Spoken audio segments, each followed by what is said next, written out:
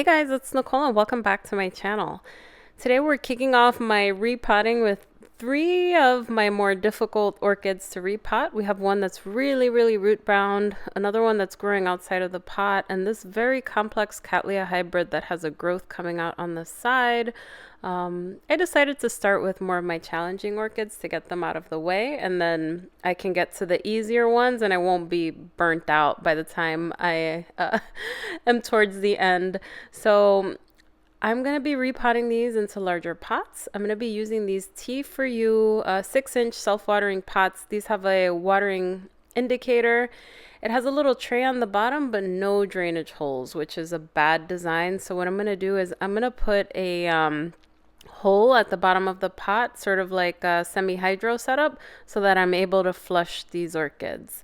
So unfortunately, these are no longer in stock. I'm trying to find them because I find them to be pretty nice despite not having a hole. But we're moving all of those orchids from 4-inch pots to 6-inch pots, and the hope is that they will stay here for 2 years. So let's get started on the first repot and put it in its new home. Now this one's a very complex hybrid. I'm not even gonna share the exact name. It's an unregistered hybrid crossed with another complex hybrid. But I got this as a seedling. It hasn't bloomed yet. It's doing really well.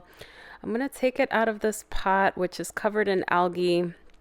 It's been in this pot since June of 2020, if I'm not mistaken. There's a lot of algae on the outside, but normally algae only grows where there's light. So light was getting through that mask. But in the inside, as you can see, it's pretty clean. The roots look pretty decent. It's not too bad. So what I'm doing here is I'm taking out the pieces of leca that come off. I'm not going to force anything that is stuck on any new root tips, but I did soak this for a little while. Now you'll notice some moss there. I really don't like the look of that green moss that grows, but sometimes you can't avoid it.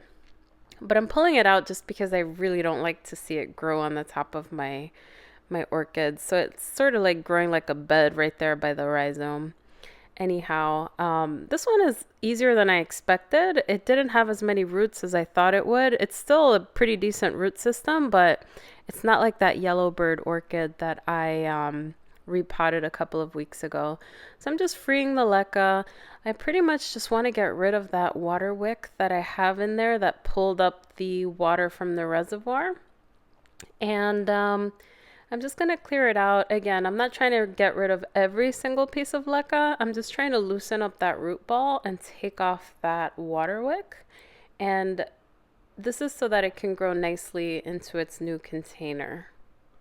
You'll notice some roots grew out. We have some green root tips and we also have some root tips that have died, but I want to tuck all of that inside and make sure that any new growths have roots that are pointed down. Root system looks pretty good for what it is. It's been in this setup for a while now, but we do have some dead roots that we do need to trim. You could sort of tell which ones are the ones that are alive just based on the brightness of the root, and when you touch them, they're nice and firm. And the dead roots are the darker ones that when you press on them, they're a little bit squishy. So we're going to clean this up, trim some of those dead roots, and then put this back in its new pot. And it should be happy there for a while. So I'm going to untangle this and get rid of anything that no longer belongs. I'm also going to rinse it out a little bit. And in terms of the leca, I'm just going to reuse that leca. I rinsed it to get rid of a lot of the algae that was on there. But given that it's from the same plant, I don't care to really, you don't really have to wash it just because I know that it's going to go to the same exact plant. So I'm trimming off some of these dead roots. I think this orchid's going to be just fine. It's already adapted to this growing system. My only concern is some of those new roots on that new growth. Some of them have dried out. Those might die, but we do have some new root tips, so it should be fine. And then we have the existing root system that's already adapted to an always moist system. So I'm not worried at all about transitioning this orchid, just given that it's already been transitioned. If this were an orchid that came from a pure organic setup, then I would be more hesitant, because then if you don't have a root system that's adapted, then it has to transition and then you have a chance for root failure. But just given that this is already transitioned, we should be just fine. And then I'm going to position this orchid in the pot so that new growths are towards the middle and the old growths face the back of the pot. That way we don't have to move this at all anytime soon. So I'm just going to keep cleaning this up. I'm going to give this root system a nice rinse, try to get rid of some of that algae. That algae is not detrimental. It only comes out on the outside of the pots, but we'll clean this up. So I rinsed this out as best as I could, and this is our root system. I removed the wick, and then as you can see, those new roots there, I'm going to plop them into that new pot. I'm going to clean up that leca, rinse it all off, and then we will get to potting this orchid right up. So I put some leca on the bottom of the pot. I'm not using a wick because it has a tray that you could actually put leca into that will absorb the water. So no wick needed here. And this has a growth on the outside, so I'm going to make sure that that new growth is positioned out. And I'm looking to see if any eyes are swelling up, to see if there's a potential for other growths to sprout towards the back. So towards the middle, we do see a couple of dormant eyes, but I don't think we'll get anything towards the back. So I'm going to go ahead and move on with my plan of putting that old growth towards the back and the new growths towards the center. That way it has plenty of room to expand and grow. So we have a little bit of a bed of leca on the bottom, and then we will fill it up with leca in the middle. You'll notice I loosened up the root ball a good bit, and it's just so that the roots can spread nicely. Over time, they do tend to grow on top of each other, and that robs them of air. So I like to make sure that they're nice and spaced out. And I'm just going to fill this with leca, and then I will top it off with some stones, and then we'll move on to the next orchid. But this one will do just fine. So here's the final setup. I've potted this up into this pot. I've topped it off with some stones. And then the only thing I'm going to do is I'm going to take a Velcro to tie some of those back growths together to get them upright. But I think this will do really well in this setup. I really like the look of these pots too. I wish these were still in stock. Hopefully they come back soon.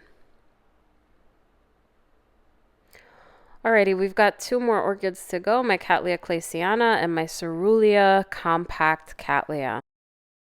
I forgot to record taking this orchid out of the pot, but it slid out. It didn't take too much, but as you can see, it's quite pot bound, so it's going to be a little bit more challenging than the last repot.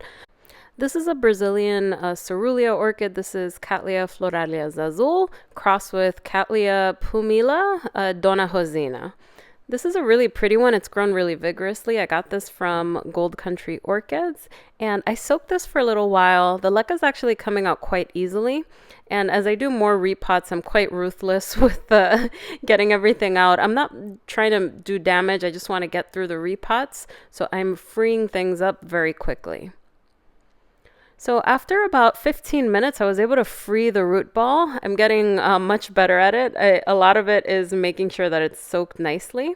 But as you can see, we have some new roots here that we have to take care of. I'm actually going to divide this and give a piece to my mom. She really likes Cerulea orchids, so I'm going to find a piece. It has a lot of new growth, so I want to make sure that she gets a piece with a new growth, and I get a piece with a new growth. That way the new roots just grow right in, and this continues to get nice and vigorous. So I've cut this piece. You can see there's a new growth there, so it'll have new roots that'll come down and adapt to her organic system. And then my piece also has a new growth or two. This orchid's incredibly vigorous. I potted it up in leca. I did the same thing. I will add stones at the very end, but I'm really happy with how this came out. I think this will fill up the pot. It has a nice compact growth pattern, but hopefully we see some blooms coming this spring. But this is a really, really cool one. I really look forward to the blooms. This is one of the most vigorous Catalias that I have. When I received it, it had maybe 4 growths. If you check out my Gold Country Orchids haul, and it's a 1.5 years later, and check it out. It's looking good. All right, now this is Catalia Clayciana, and I got this from SVO maybe last winter. So I remember getting it in January of 2021. So it's been here for a year. I put in a semi-hydro setup. Now, what frustrates me with semi-hydro is that you really can't tell how much water is in the pot if it's opaque. And I used a DIY self-watering indicator, but algae got into it and it didn't work after a couple of weeks. So I took this out. It wasn't too hard to get out of the container. You'll see some new roots with growing root tips on top. I'm going to clear some of that moss on top, and you'll see some of those old growths. I'm going to get rid of the ones that pull off easily since the orchid no longer needs it. I'm going to take off that moss, rinse everything off, and then we'll come back to put it in its larger pot. Now I want to make sure those new roots fit well into the pot. They may or may not make the transition. They still have new root tips, but they're quite long, so we'll see how it goes. But I've loosened that root ball up. I've taken off 2 of the old growths that have died off. Those pulled away easily. I left one, but I didn't want to cut something into the fresh rhizome, so I kind of left it in there. And then we're going to put that old growth at the edge of the pot. Once that squishy growth is ready to come off, I'm just going to tug it off in a couple of weeks or months whenever the orchid is ready. So I'm going to fill this up nice and tight with Leca, and because it is a sphere, it will not compress. So I'm going to show you what it looks like. So this was another successful repot. I did run out of stones, but I got a new bag after I finished recording this video. I'm happy with how this came out. There's a new growth coming in the back, but we've got plenty of space for new growths to sprout. I do think they're going to come from this general direction, so this should be okay in this pot for a while. Now, a couple of the aerial roots were a bit brittle and they did break, unfortunately, so that's one of the risks with using aerial roots. They're not very pliable.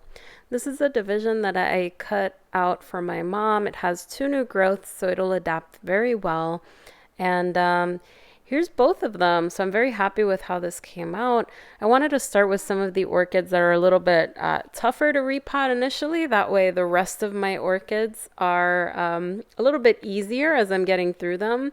But I will do this little by little, and you guys will be following along. If you guys like this video, don't forget to give it a thumbs up and subscribe for more orchid content. I'll be back on Saturday and we'll talk about different pot sizes with Leca and watering wicks. So I will see you guys then. Thanks for watching.